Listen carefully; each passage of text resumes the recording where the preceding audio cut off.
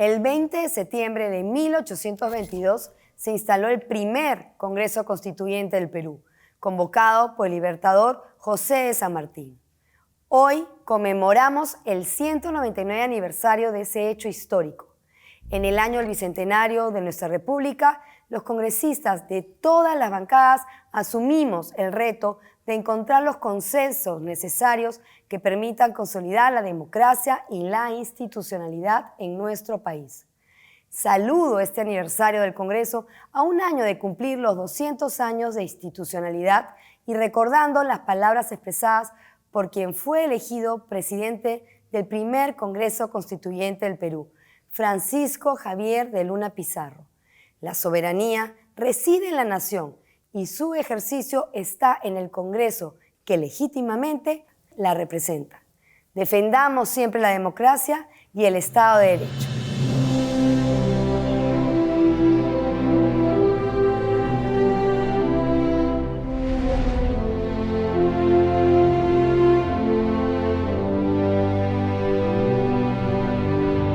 Una nación libre e independiente era lo que se buscaba construir en el Perú, luego de un largo proceso emancipador, que tuvo en el camino rebeliones de indígenas y criollos, pero que llegó a su momento más emblemático cuando don José de San Martín declaró la independencia un 28 de julio de 1821.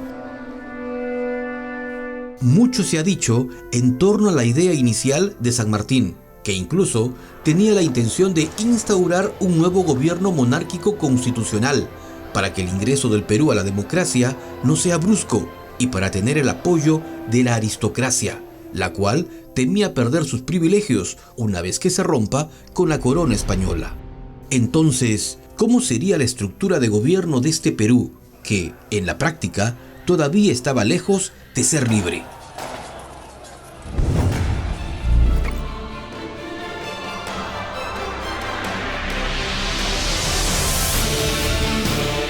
La primera forma de gobierno en el Perú tuvo la figura del protectorado, presidido por el propio San Martín.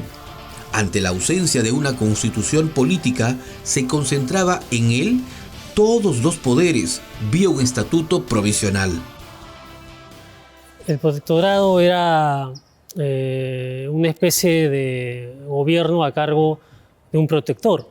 En el caso del libertador San Martín, él había escogido esta figura porque aún habían tropas españolas al mando de Virrey La Serna en el Cusco. El Perú no era libre todavía, entonces él asume el título de protector del Perú. En Chile, en Argentina y en Colombia y en Venezuela, que ya eran países independizados y donde ya se habían establecido gobiernos patriotas y republicanos, también empezó a estallar la guerra civil y la anarquía. Entonces, el intento del protectorado de establecer una monarquía constitucional era de alguna manera evitar los desórdenes, la fragmentación territorial y la dispersión política ideológica, ¿no? La nueva nación no era soberana del todo y todavía había mucho por hacer. Los rigores de la guerra fueron en aumento y el protectorado sufrió grandes dificultades en materia de economía y salud. Las minas, controladas por la corona española, devinieron en falta de monedas, desabastecimiento de víveres y descontento general.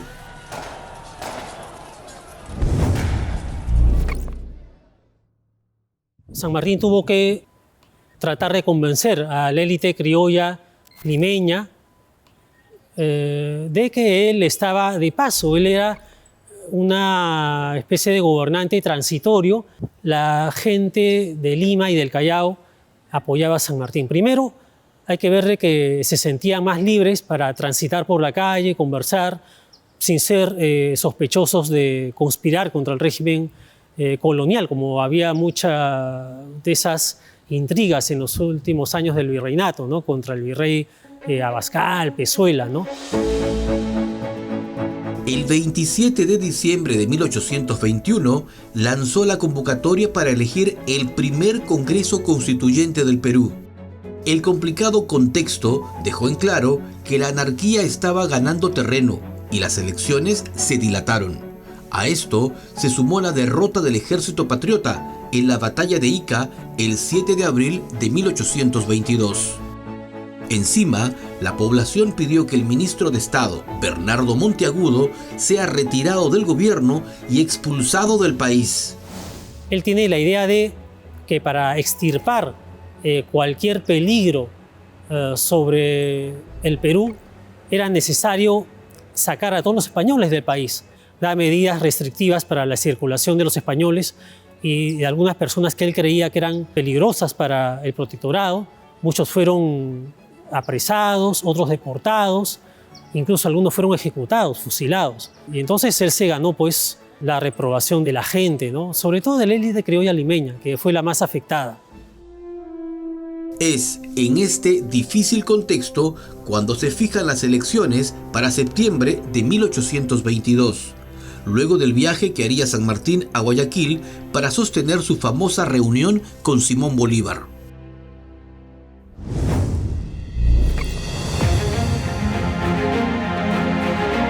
Luego de 3 siglos de estar unidos a la corona española, los pueblos hispanoamericanos enarbolaron la bandera de la independencia en clara búsqueda de justicia social, derechos humanos y la construcción de la modernidad.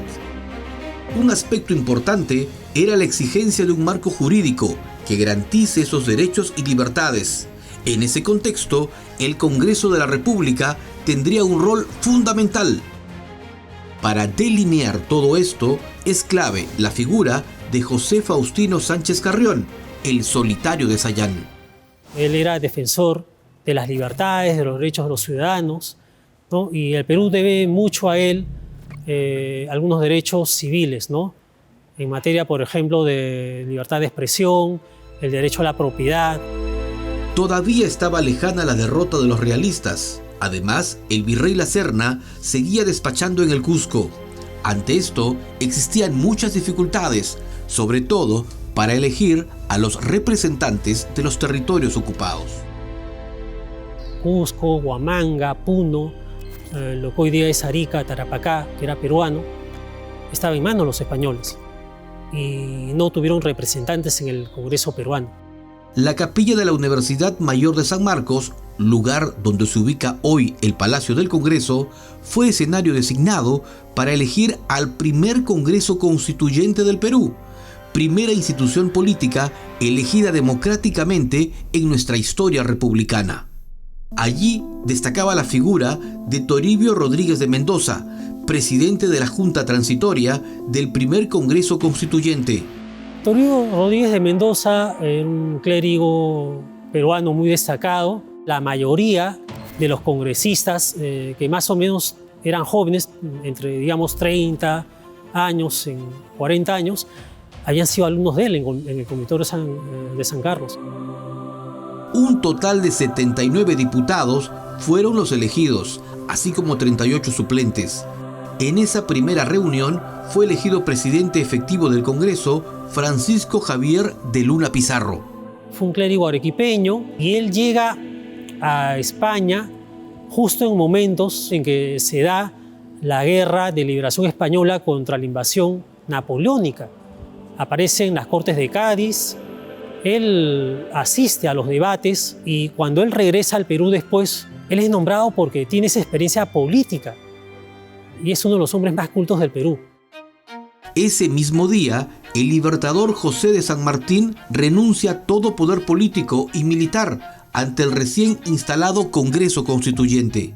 El 20 de septiembre de 1822, e inmediatamente el que queda a cargo es el presidente del Congreso electo en ese mismo día.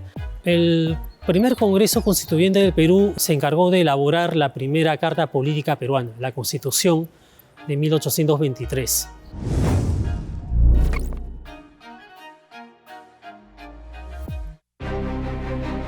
Este modelo de constitucionalismo moderno, a través de una constitución escrita, nace en el siglo XVIII, con la independencia de los Estados Unidos y la Revolución Francesa, e inspiró profundamente a nuestros parlamentarios. Pero lo más interesante es que el modelo más cercano sobre el que se basó la primera constitución política del Perú es la Constitución de Cádiz de 1812. Entre 1808 y 1814, Napoleón Bonaparte invadió la península ibérica. Esto obligó a la abdicación del rey de España, Carlos IV, y de su hijo, Fernando VII. Napoleón le entregó la corona española a su hermano José Bonaparte, pero el pueblo español no reconoció a este nuevo monarca. Es por eso que el pueblo se autogobernó hasta que regrese el rey legítimo. Entonces, en todos los lugares de España se forman juntas de gobierno.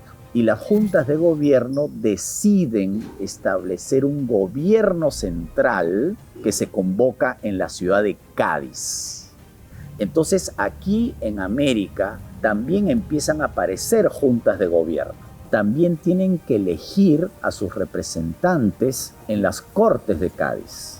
Se produce algo inédito, algo que ni siquiera en Europa había ocurrido, que son elecciones. Las Cortes de Cádiz establecieron un gobierno, digamos, provisional en la península hasta que los franceses fueran expulsados. En ese interín redactaron la Constitución de 1812, la Constitución gaditana o la Pepa, como se le llamó. La Constitución de Cádiz de 1812 enlazaba con las leyes tradicionales de la monarquía española, pero al mismo tiempo incorporaba principios del liberalismo democrático, tales como la soberanía nacional y la separación de poderes. Curiosamente, en el Perú, el virrey La Serna todavía gobernaba en las zonas ocupadas por los realistas con aquella Carta Magna de 1812. Las Cortes de Cádiz, con todo lo liberal que eran, nunca se planteó, nunca se discutió la posibilidad de la independencia de los territorios americanos. Debido a la ideología reinante en ese primer parlamento, la Constitución Política promulgada un 12 de noviembre de 1823 tuvo un estricto carácter liberal, algo bastante avanzado para la época. Sin embargo, esto quedó en un simple ensayo teórico. La Constitución decía claramente que nadie nace esclavo en el Perú libre e independiente, pero todavía habían esclavos que venían de la época virreinal. Y más aún, los hijos de los esclavos que habían nacido luego del 28 de julio de 1821 estuvieron bajo tutela de los amos de sus padres.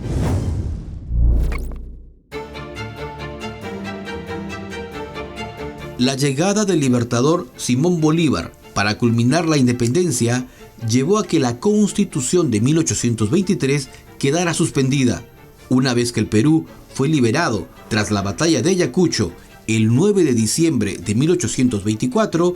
El venezolano elaboró la Constitución de 1826 sin la necesidad de tener ningún congreso y planteaba una presidencia vitalicia.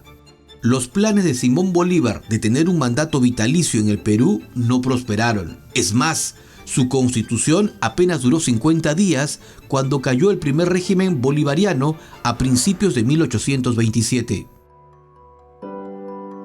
La Constitución de 1828, en cambio, es considerada la madre de las constituciones en el Perú. Fue el gran modelo de las constituciones de los siglos XIX y XX en nuestro país. Adoptó el sistema de bicameralidad con senadores y diputados. Este régimen unitario varió cuando el presidente provisorio, Luis José de Orbegoso, promulgó la Constitución de 1834, tras iniciarse la Confederación Peruano-Boliviana, una suerte de experimento político que duró 3 años. Cuando esa aventura federativa pasó, el presidente Agustín Gamarra convocó a un nuevo Congreso Constituyente. El 10 de noviembre de 1839, en la ciudad de Huancayo, se promulgó la nueva Constitución de carácter conservador que fortaleció la figura del presidente y debilitó al Congreso. La muerte del presidente Agustín Gamarra profundizó una severa crisis que devino en una anarquía militar en 1841. Pese a ello, la Constitución de 1839 se mantuvo vigente hasta 1855, cuando fue derogada. Es así como se dio pase a la Constitución de 1856, en el gobierno de Ramón Castilla. Este nuevo documento fue profundamente liberal, descentralista y anticlerical, donde primaba el fortalecimiento del poder legislativo. Castilla no estuvo nada conforme. Es así como la resistida Constitución de 1856 dio pase a la de 1860, llamada la Constitución del Consenso. Fue la de mayor duración y la de mayor estabilidad en toda nuestra historia. Ramón Castilla triunfó al conseguir un consenso entre liberales y conservadores para encontrar un equilibrio. Aún así, esto se interrumpió brevemente durante el gobierno dictatorial de Mariano Ignacio Prado, que promulgó la Constitución de 1867, con un tono marcadamente liberal para reivindicar los principios de la Constitución de 1856, donde existía una supremacía del legislativo sobre el ejecutivo. Sin embargo, la oposición conservadora fue tan fuerte que este documento solo duró 8 meses. Es así que se restableció la Constitución de 1860, que duró hasta el año 1920. Y así ingresamos al siglo XX. Augusto B. Leguía dio un golpe de Estado en 1919 y un año después promulgó la que sería conocida como la primera Constitución Social. Hay un reconocimiento a las comunidades indígenas, a la jornada laboral, al salario mínimo, pero Leguía vulnera esta Carta Magna al modificarla para buscar su primera reelección, luego una segunda reelección y a la tercera ya no pudo más.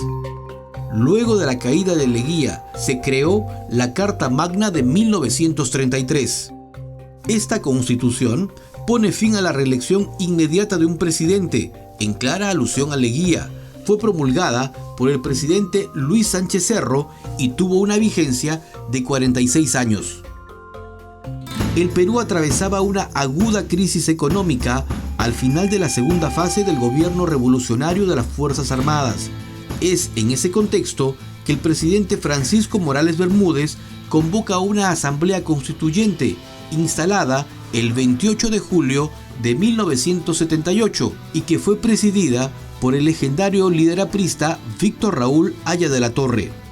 Con los votos del APRA y del PPC, fundamentalmente, se logró aprobar el texto constitucional para la transición democrática el 12 de julio de 1979 e incorpora la figura del Tribunal de Garantías Constitucionales y del Ministerio Público como organismos autónomos. Asimismo, se permitió el voto universal y la rebaja de la mayoría de edad de 21 a 18 años. Esta constitución fue promulgada por Fernando Belaúnde Terry y entró en vigencia el 28 de julio de 1980 y fue derogada 12 años después. Tras disolver el Congreso el 5 de abril de 1992, el gobierno de Alberto Fujimori convocó a un Congreso Constituyente para la elaboración de una nueva Carta Magna. Esta Carta Magna, de corte neoliberal, plantea la reelección presidencial y estableció la unicameralidad del Parlamento, bajo la figura de congresistas. Esta es la Constitución que nos rige hoy en día, la 12ª Carta Magna en 200 años de vida republicana.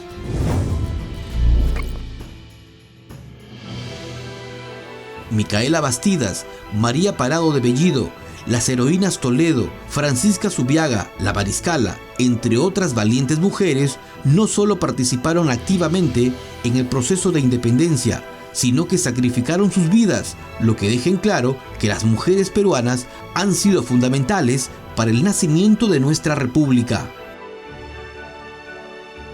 En plena Guerra del Pacífico, entre los años 1879 y 1883, surgió la primera generación de mujeres ilustradas, forjadas en las aulas universitarias y que lucharon por la igualdad de derechos entre hombres y mujeres.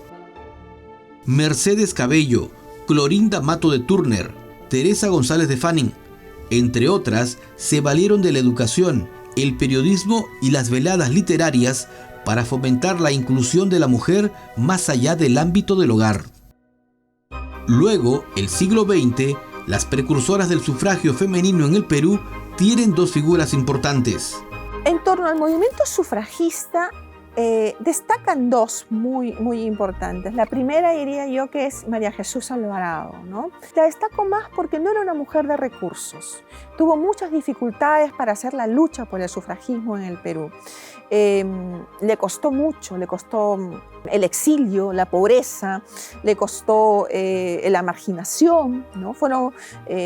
Y cuando no tienes los recursos necesarios, yo creo que tu lucha vale el doble.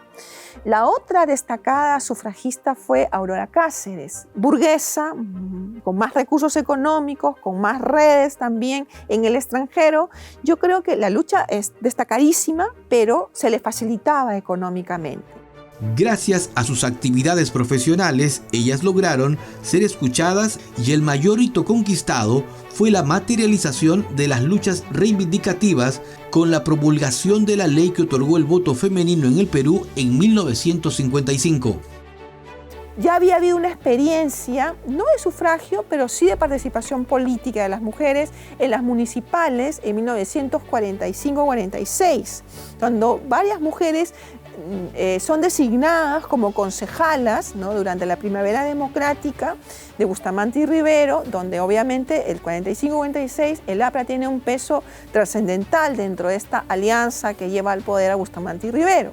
Ese interregno de 3 años demuestra que no había que tener miedo al tema del sufragio de las mujeres. En 1956 se celebraron las primeras elecciones generales con voto femenino. Sufragaron cerca de 500.000 de mujeres y fueron elegidas las primeras parlamentarias peruanas. La educadora Irene Silva de Santolaya fue la primera senadora de nuestra historia, mientras que 8 mujeres fueron elegidas como diputadas. Son mujeres que no habían hecho una trayectoria feminista, sino más bien que ellas son el resultado de esa trayectoria feminista de otras mujeres, ¿no?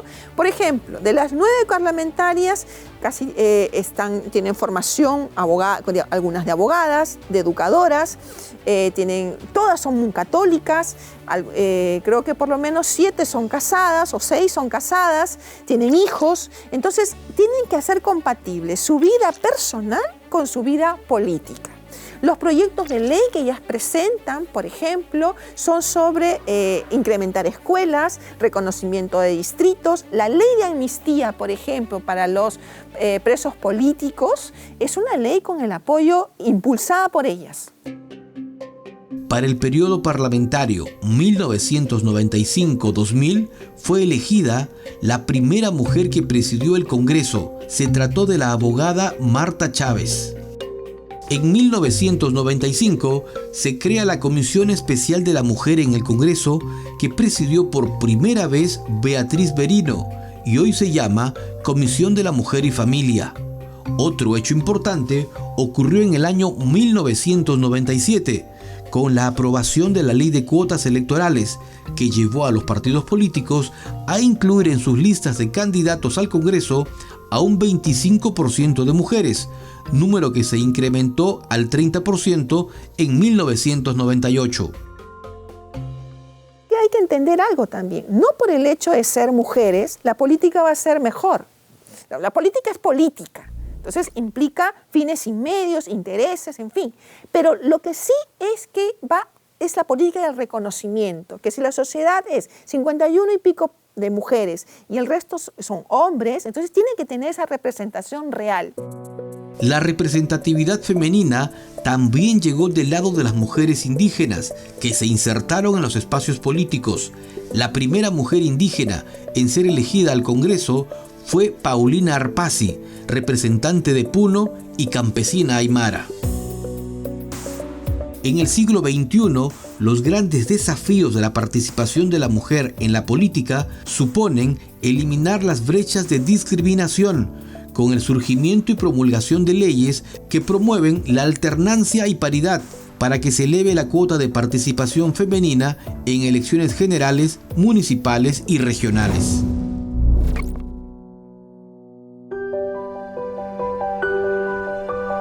La belleza arquitectónica del Palacio Legislativo va de la mano con una rica historia.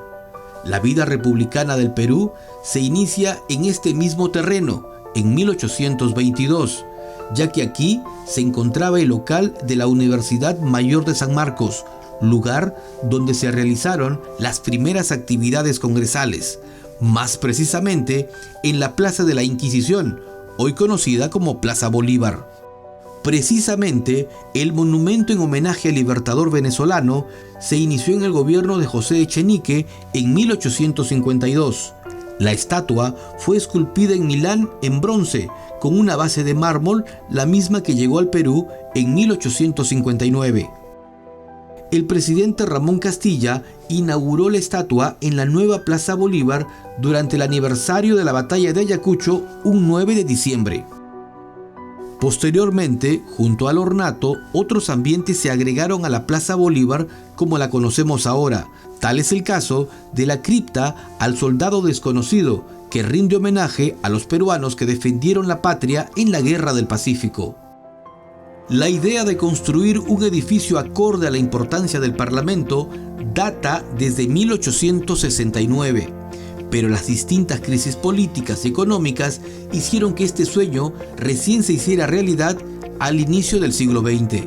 La obra fue encargada al arquitecto francés Émile Robert, que construyó el hemiciclo de diputados, inaugurado en 1908, en pleno inicio de gobierno de Augusto B. Leguía.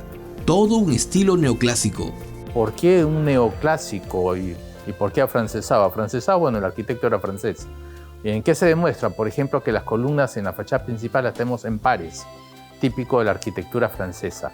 Neoclásico, porque buscan como inspiración a los griegos y a los romanos, porque la primera democracia del mundo, la ateniense. El primer senado del mundo es romano. Las fuentes de inspiración son griegos y romanos, la arquitectura de hace 2000 años, para dar una imagen de solidez, en que las instituciones perduran por encima de los hombres. La otra ala del Palacio Legislativo fue gracias al arquitecto Ricardo de Jaxa Malakowski, quien culminó la obra con su sello particular. El edificio quedó enteramente finalizado durante el gobierno del presidente Óscar R. Benavides en 1939. La obra del escultor piurano Luis Agurto dota de sentido de patria al frontis del Palacio Congresal, inicio del riquísimo patrimonio artístico que allí encontramos. La proclamación de la independencia es esta obra de Agurto que se encuentra en el hemiciclo principal. El artista Daniel Hernández es autor de estos dos óleos en memoria de nuestros libertadores. Allí encontramos también la réplica de la curul del senador vitalicio y máximo héroe de la nación, Miguel Grau Seminario. Todo esto entra en armonía con los bellos vitrales con alegorías a la patria y la justicia, así también los frescos de pintores de la talla de Quíspes Asín y el descomunal lienzo de Luis Montero titulado El Perú Libre.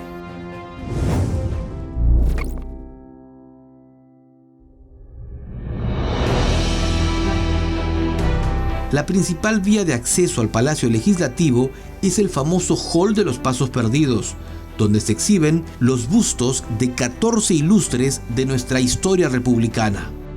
Y si hablamos de personalidades ilustres, es necesario repasar los nombres de notables parlamentarios que contribuyeron con su inteligencia y sentido de pertenencia a la construcción de la patria soberana.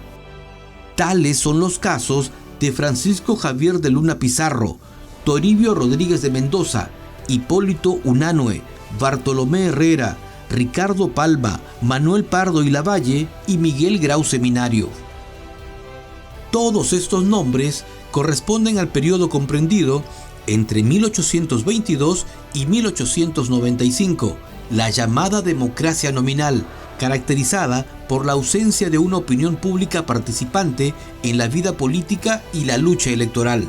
Así, llega la democracia censataria entre 1896 y 1931, con organismos electorales que asegurasen la transparencia y legitimidad de los comicios. Aquí destacan nombres como los de Guillermo Billinghurst, Julio Cetello y Mariano Cornejo.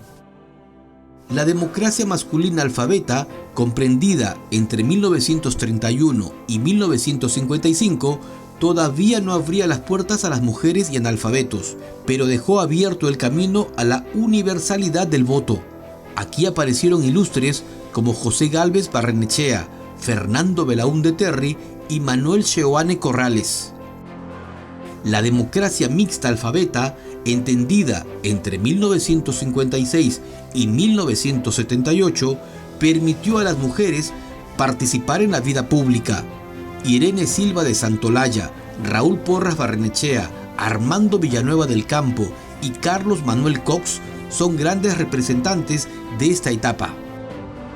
Finalmente, la democracia universal que rige entre nosotros desde 1979 tiene mentes ilustres como Víctor Raúl Haya de la Torre, Luis Alberto Sánchez, Luis Bedoya Reyes, Manuel Ulloa, Jorge del Prado Chávez, Roberto Ramírez del Villar y Felipe Osterrin Parodi.